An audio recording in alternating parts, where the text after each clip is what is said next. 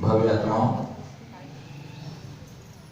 आज से हम सब मिलकर के आदिनाथ प्रभु जो कि युग की आदि में हुए, उनकी हम स्तुति, स्तवन, आराधना, वंदना करने जा रहे हैं प्रारंभ। आज अपन उनकी जो स्तुति भगवंत मानपुंग आचार्य देव ने रची है, पहले उसका संक्षिप्त में उसका परिचय क्या है, वह कितना गुणों से भरा हुआ है, कितना महिमावंत है, उसमें कितनी ऊर्जा भरी हुई है, कितना प्रभावी है, कितना कल्याणकारी है, इन सब की अपने को आज थोड़ी जानकारी देंगे।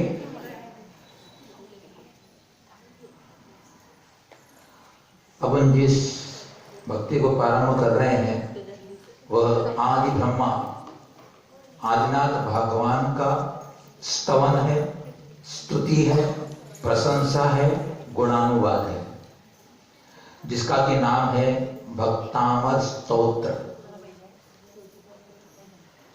जिनके रचिता लगभग आज से 1500 वर्ष पूर्व हर्षवर्धन राजा के काल में मानपुंग आचार्य महाकवियों के कविराज हुए, उन्होंने इसकी रचना की। मतलब 7वीं शताब्दी का यह स्तोत्र ग्रंथ है, महाकाव्य है यह। इस स्तुति के प्रारंभ में भक्तामर शब्द का प्रयोग है, इसलिए इसको भक्तामर स्तोत्र नाम दे दिया गया है। वस्तुतः यह तो आदिनाथ भगवान की स्तुति है, स्तवन है, गुणानुवाद है। जैसे कि आपने सुना होगा कि कल्याण मंदिर स्तोत्र भी है भगवान पार्श्वनाथ स्वामी का, उसमें भी स्तवन किया गया है। उसमें भी कल्याण मंदिर शुरू में अक्षर आता है, शब्द आता है, इसलिए उस स्तोत्र का नाम कल्याण मंदिर रख दिया। एक ही भाव स्तोत्र का नाम सुना होगा आपने, पंच स्तोत्र प्रसिद्ध है अपने जैन संस्कृति में, तो वो भी एक ही भाव, प्रारंभ में एक ही भाव शब्द है, इसलिए उसका नाम वह रख दिया। ये जो भक्तामर स्तोत्र है वह बसंत तिलका नामक छंद में रचा गया है। बसंत तिलका छंद वर्णिक छंद है, यानी वर्णों से बनाया हुआ है। एक मात्रिक छंद होता है जो मात्राओं के आधार पर बनाया जाता है, और एक वर्णिक शब्द होता है, वर्णों के आधार पर बनाया जाता है। इस स्तोत्र के अंदर 48 काव्य हैं, और प्रत्येक काव्य में 56 अक्षर है। कितने अक्षर हैं? 56 अक्षर, और प्रत्येक पंक्ति में 14 अक्षर है। 14 तो 14 अक्षर से निर्मित है। रिद्धि सिद्धि का भंडार है यह स्तोत्र। इस स्तोत्र के अंदर प्रत्येक जो पद्य है, यह प्रत्येक काव्य है, वह स्वयं एक मंत्र रूप है। छुल्लक मनोहर लाल जी वर्णित ने अपनी इस भक्तामर की महिमा में लिखा है कि प्रत्येक श्लोक के अंदर म, न, त और र, इन 4 अक्षरों का प्रयोग हर पद्य में किया गया है, और यह होता है मंत्र। तो प्रत्येक श्लोक मंत्र रूप है, और हम तो कहते हैं कि प्रत्येक अक्षर मंत्र रूप है, मंत्र की ऊर्जा से भरा हुआ है। आप लोग तो छोटा विधान करते हैं, एक किसी का भक्तामर का महामंडल विधान भी होता है, जिसमें 2500 कुछ अर्घ चढ़ते हैं, 2600 कुछ अर्घ चढ़ते हैं, प्रत्येक अक्षर को लेकर अर्घ चढ़ाया जाता है। यानी भ, त, म, र, प्रत्येक अक्षर को लेकर के अर्घ चढ़ाया जाता है। इस भक्तामर स्तोत्र का कितना महिमा है, कितना यह फलदायी है, इसकी कल्पना इससे की जा सकती है कि इसके ऊपर आज तक 150 पद्यानुवाद लिखे गए हैं। हिंदी में पद्यानुवाद कितने हैं? 150 पद्यानुवाद लिखे गए इसके ऊपर। और इस भक्तामर स्तोत्र के ऊपर कई लोगों ने पीएचडी की है, खोज की इसके ऊपर।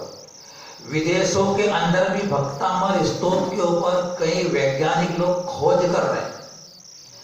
विदेशों में डॉक्टर लोग जब कभी कैंसर आदि से भयानक रोगों का इलाज करने लगते हैं तो वो भक्तामर स्तोत्र के 45 नंबर के काव्य का स्मरण करने को बोलते हैं। बताइए आप कि हम भारतीय हैं, हमारे भारतीय संस्कृति के आचार्यों ने इसकी रचना की है और उस रचना के अंदर मानतुंग आचार्य के सारे भक्ति के भाव भरे हुए हैं। सारी उन्होंने आत्मिक चेतना की जितनी ऊर्जा थी उस सारी ऊर्जा को उसमें झोंक करके ऐसा महिमावंत वह एक महाकाव्य की रचना कर गए। उसके अंदर इतना अतिशय भरा हुआ है कि जितने भी आपके अनिष्ट संयोग है, रोग है, शोक है, चिंता है, आकुलता है, कोई काम नहीं बन रहा है, काम में विघ्न आ रहे हैं, अनेक प्रकार के पारिवारिक अशांतियां हैं, उन सारे जितने संसार के दुख और कष्ट हैं उन सब 100 तालों की एक ही चाबी है। कौन सी है? भक्तामर स्तोत्र 100 तालों की एक चाबी। बशर्ते आप उसे कितनी श्रद्धा के साथ, कितनी भक्ति के साथ, कितने समर्पण के साथ आप उसे स्मरण करते हैं, उसे आप पाठ करते हैं, उसे आप याद करते हैं, आप उस पर कितना अपना भाव लगाते हैं। हलवे में जितना मीठा डाला जाता है उतना मीठा होता है। हलवे में जितना मीठा डालोगे उतना मीठा बनेगा, कम मीठा डालेंगे तो कम मीठा बनेगा। तो जितना आप समर्पण इस भक्तामर स्तोत्र के लिए देते हैं उतना वह आपके लिए मंगलकारी होता है, कल्याणकारी होता है, सुखदायी होता है और तत्काल फल देने वाला होता है। बंधुओं, आप लोगों ने सुना होगा कि भक्ति के रस में डूबी हुई मीरा ने, सुना आपने? मीरा ने कृष्ण की भक्ति में डूब करके विष के प्याले को भी अमृत कर दिया था। वो तो अन्य संस्कृति की वह कथा है, लेकिन हमारे यहाँ तो कई शास्त्र भरे पड़े हुए हैं जहां पर की जो भक्ति के अंदर तो जो डूब जाता है कोई भक्त भगवान के गुणों में, तो उसके लिए शासन देवता आकर की रक्षा करने के लिए तैयार हो जाते हैं। भगवान से मुलाकात करने का, भगवान से बातचीत करने का अगर कोई तुम्हारे पास तरीका है तो एक भक्ति ही है। गुरु के पास जाने का अगर कोई आपके पास साधन है तो वह आहार और उनकी भक्ति ही है। दूसरा साधन आपके पास क्या है? तो आप जितने आप भगवान के गुणों से उनकी प्रशंसा करोगे उतने आपके अंदर अनुभव लोग कहते हैं जिन्होंने इस भक्तामर स्तोत्र की साधना की है। देश भर में कई साधक इसकी साधना करते हैं। इसकी साधना करने का समय प्रातः काल होता है।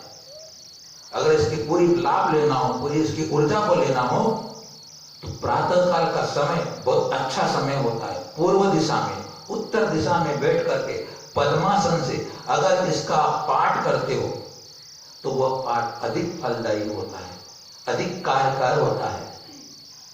तो जिन्होंने इसकी साधना की है उन साधना के बल पर उन्होंने कहा कि इस भक्तामर स्तोत्र में ऐसा पावर है, ऐसी एनर्जी है, कितनी शक्ति है, कितनी ऊर्जा है कि जितनी तुम्हारे शरीर और मन के अंदर नेगेटिव ऊर्जा भरी हुई है, नकारात्मक ऊर्जा भरी हुई है, वो सारी ऊर्जा काला धुआं बन करके उड़ जाती है।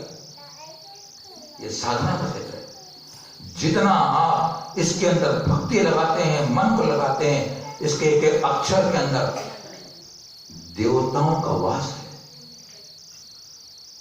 हम इसके अंदर गहराई में नहीं जा पा रहे, लेकिन जो बड़े बड़े साधक होते हैं इसके फल को जब अनुभव करते हैं तो उनके आनंद का झरना बहता है और वे अनुभव करते हैं कि कोई शक्तिमान स्तोत्र है।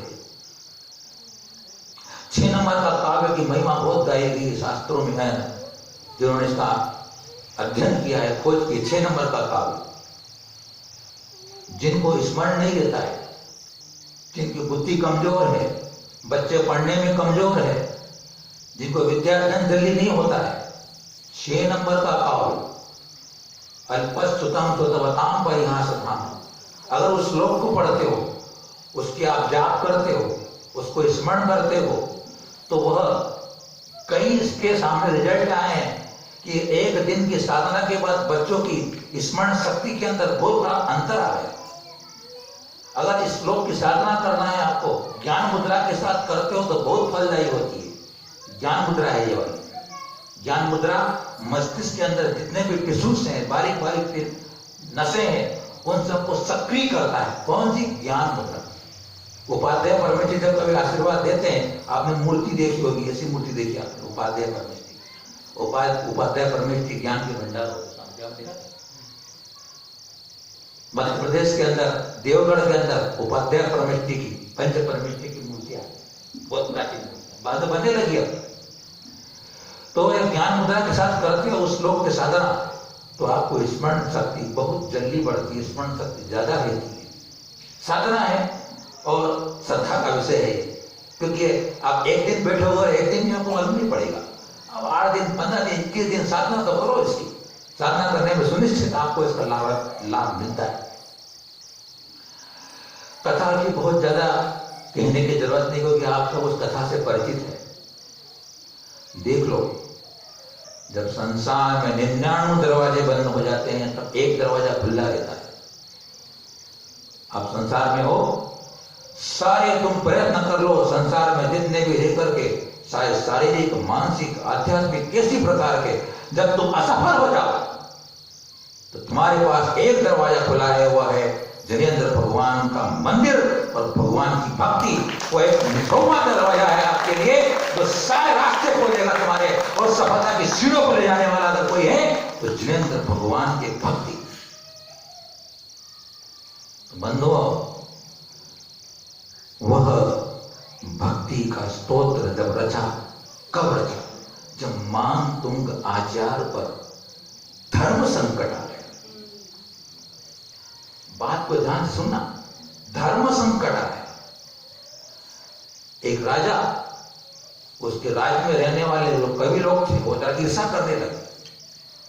जैन धर्म के विद्वेषी थे वो, लेकिन जो जैन साधु होते हैं वो कुछ जानते नहीं मन तंत्र विद्या को, बोले उनमें कोई अतिशय नहीं होता है, बोले। तो उस राजा की सभा में कोई जैनी व्यक्ति बैठा होता, ये गलत कह रहे, बोले हमारे गुरुओं में भी ताकत होती है, हमारे गुरु भी महिमावंत होते हैं।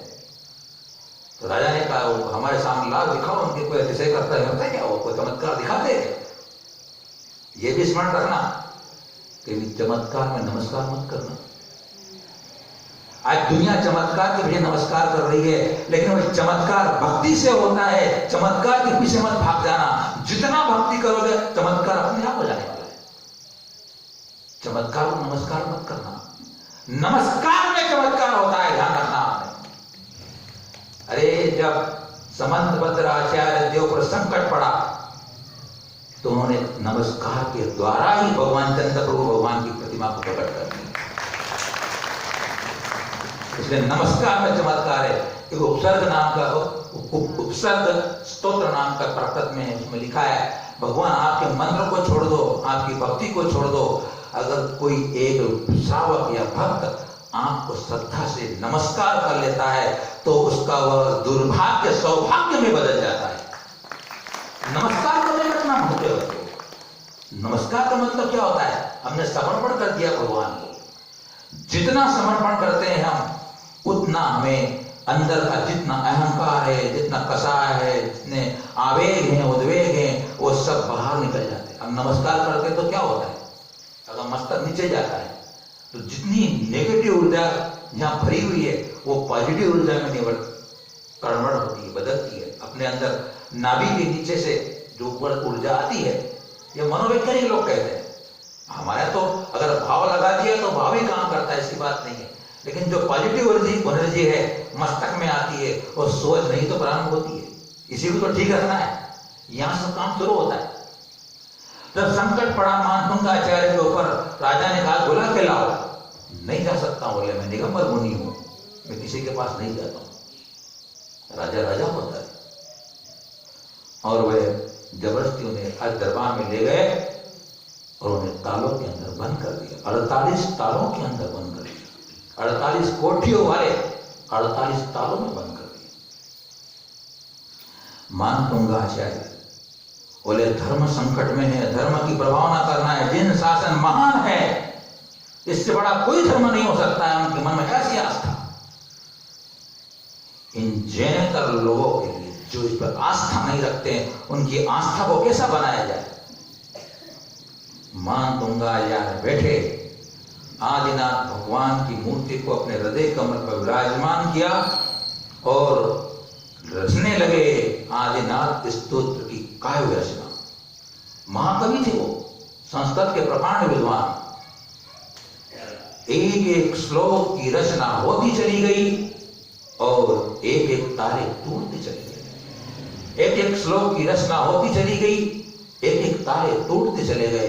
इस प्रकार 48 काव्य रचने के बाद मानतुंगा आचार्य स्वतः उन 48 कोठियों से बाहर आकर आज उस राजा के सामने प्रस्तुत हो गए। राजा ने कहा यह बाहर कैसे आ गए? बोले वापस डालो। बोले ऐसे 3 बार उनके साथ घटना घटी, लेकिन उस स्तोत्र की महिमा और भगवान के गुणों और उनके प्रति जो अपना समर्पण मानतुंगा आचार्य देव ने दिया था, उसके प्रभाव से वहां के शासन देवताओं ने उनके उस धर्म की प्रभावना के लिए अपना जीवन दिया। तो बंधुओं, उसके बाद राजा ने जैन धर्म को स्वीकार कर लिया और जितने सभासद बैठे थे कि नहीं, जैन धर्म महान, उच्च और श्रेष्ठ है, इससे बड़ा कोई दशक खाने वाला नहीं होता है। ऐसे मानतुंगा आचार्य ने उन विद्वेषियों के लिए जैन धर्म का प्रभावना करके सम्यक्त को विशुद्ध किया था। ऐसा वो भक्तामर स्तोत्र अपन प्रारंभ करेंगे। आज तो अपन समय हो चुका स्वामी जी। दूसरी एक बात बता दें आपको, जो कुछ भी भक्तामर स्तोत्र से अतिशय होता है, सिद्धांत की बात ध्यान रखना ये वाली, कि जो भी हमारे साथ अनिष्ट हो रहा है, जो हमें अप्रिय है, वह उसका संयोग हो रहा है, वह सब हमारे अशुभ कर्म का उदय। सबसे पहले समझ लेना आपने, हमारे ही पूर्व कर्म के बंधे हुए अशुभ भावों से, अशुभ कृत्यों से, अशुभ कामों से जो अशुभ नाम कर्म बंधा, पाप कर्म बंधा, उस कर्म के उदय में आज हमें अनिष्ट का संयोग हो रहा है, अप्रिय का संयोग हो रहा है। हमारे काम नहीं बन रहे, कामों में विघ्न आ रहे हैं, घर में शांति नहीं है, कलह है, व्यापार नहीं चल रहा है, यश नहीं, कोई नाम नहीं लेता हमारा। उसका एकमात्र कारण पूर्व तक का अपना पाप कर्म होता है। लेकिन हमारे अंदर उस आत्मा में वह शक्ति है कि हम उन पापों को पुण्य रूप में संकलन कर सकते हैं, बदल सकते हैं, उनको प्रक्षालित कर सकते हैं। तो अंतरंग कारण तो होगा कि हमारे अंदर हम पुण्य की वृद्धि करें, पुण्य का संचय करें, पुण्य को बढ़ाएं, पुण्य की वृद्धि करें, पुण्य का खाता खोलें, और पुण्य का जितना खालक बैलेंस बढ़ेगा आपका, वह अंतरंग निमित्त होगा और बहिरंग निमित्त होगा। नो कर्म के रूप में आपके लिए भक्तामर महास्तोत्र वो आपके पापों को प्रक्षालित करके पुण्य की शक्ति को बढ़ाता जाएगा और इच्छित कार्य आपको इसी भाव में और पर होकर मिलने वाला है। तो बंधुओं, ऐसा यह महिमाबंद स्तोत्र आज नित्य भूमिका बनाएंगे। तो समय हो रहा है, कल अपन से स्तोत्र के श्लोक। दूसरी बात,